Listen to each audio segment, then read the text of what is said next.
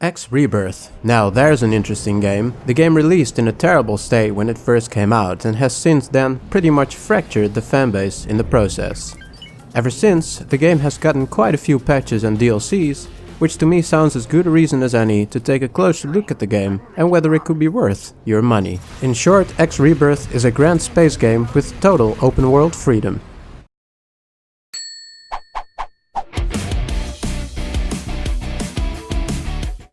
Graphics. One thing X-Rebirth definitely has going for it are the graphics. Each system has a unique design and atmosphere.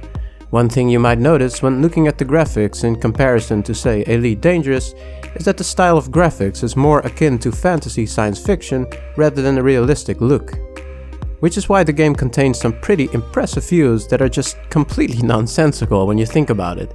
A station basically hugging a star, or a sky city many kilometers above ground. Despite all that though, the game looks good in general. Or well, in space. On stations, now that is a different story.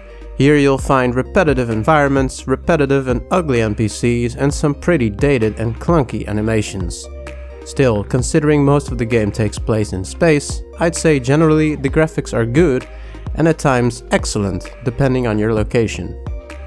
So, how does it play? The thing with Rebirth I feel is, it's pretty brutal to the newcomer, has quite a terrible campaign, and overall the game just seems to do anything in its power to turn off players. It suffers from a terrible UI that makes management unnecessarily tedious. All information is unintuitive to obtain, and a downright struggle to find at times. The voice acting is grating, repetitive, and wears out its welcome very fast. The game also suffers from some very annoying minigames that serve no purpose other than to waste your time.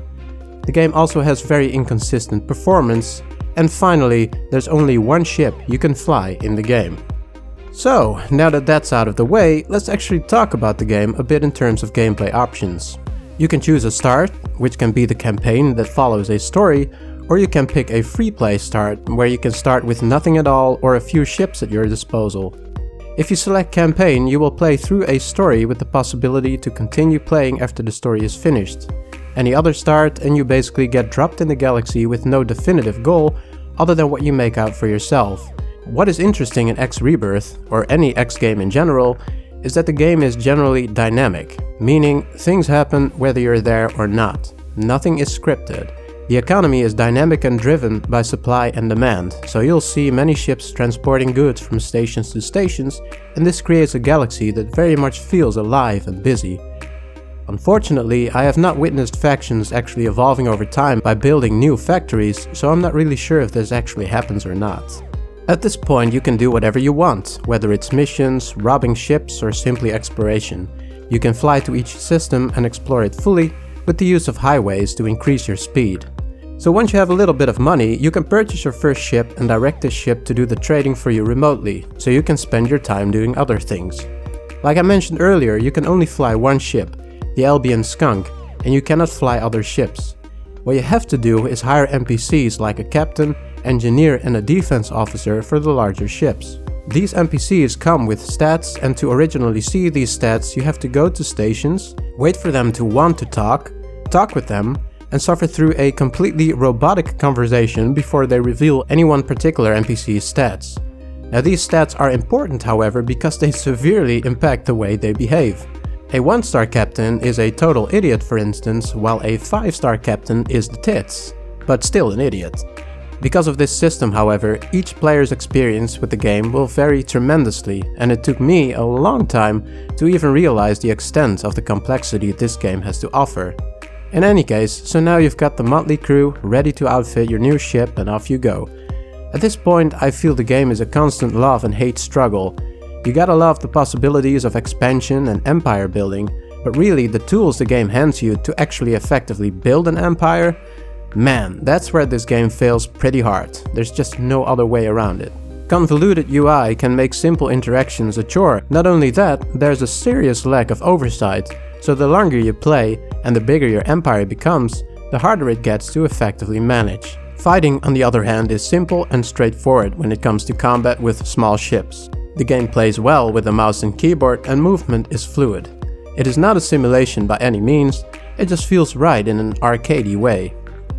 Your own ship is quite overpowered though, because you can equip strong shields, boost often to get away from danger, and even equip drones that can regenerate shields quickly or act as an assist fighter. Combat against capital ships is well done and quite interactive and can be very intense. See, each capital is equipped with critical parts, like a jump drive, drone launcher, shield generators, and of course its engines. It's possible to target those directly and systematically sabotage, destroy, or board capital ships, no matter the size. Now, the difficulty of doing this depends on many factors, like your own equipment, the level of experience your boarding crew has, the place of boarding, and of course the ship class. Taking down a fully loaded Aran, which is one of the strongest destroyers in the game, is no easy feat and definitely butt-clenchingly intense. X-Rebirth really offers a great sense of achievement when successfully overtaking such a ship. Now, if you're the trading kind of player, you can eventually build your own station, expand upon it, build even more stations to produce and sell wares all over the galaxy, assign trading ships to your station's managers, and see your empire gradually grow along with your many profits. I really like this mechanic since each station is unique and can offer goods that are needed in the local economy or simply by your own stations. The galaxy is, with expansions enabled, 8 systems large, with each system subdivided in multiple sectors that contain about 6 zones on average. Plenty to explore and discover, especially in the largest systems like Teridi or Cold Star. Without expansions, the game is significantly smaller, with only 4 systems total. Still, those systems are very large and are interesting enough to explore. Overall score. Post-release support. As with all Egosoft games, this game too receives infrequent updates despite being a few years old. Fantastic imaginative locations. Immersive. Dynamic galaxy. Things happen whether you are there or not. Great ship designs. Fluid combat. Easy to pick up but somewhat hard to master. Satisfying empire building. Exciting boarding. It's very fun and exciting to board and capture ships. Collectibles. The game features many collectible items found anywhere that can enhance your game significantly, like getting unique weapon upgrades or the ability to warp anywhere. Now for the downsides. Limited to 1 flyable ship. Highways. Now highways, while great in theory, really don't fit well into this game and make navigation hard at times. The music that plays while in highways is bad as well, with music loops not flowing well. Convoluted UI. Outdated NPC models. Bugs. Autopilot, navigation and mission guidance are often completely incompetent. Bad voice acting. Learning curve, and not the good kind. With this I mean there's actually too little hand-holding for a game like this, making the beginning unnecessarily difficult to get into. Performance issues. Unreliable AI. Tedious recruitment. Recruiting members for each capital gets old real fast, and the mechanics to actually see the skills is just a joke. That's just how bad and tedious it is. Closing words.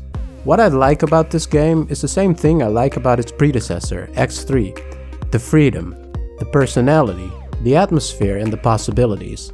The game wants to be too many things at once, and as a result is mediocre in many aspects. But it offers something that is not offered in many other games. The ability to create your own story in a large space environment.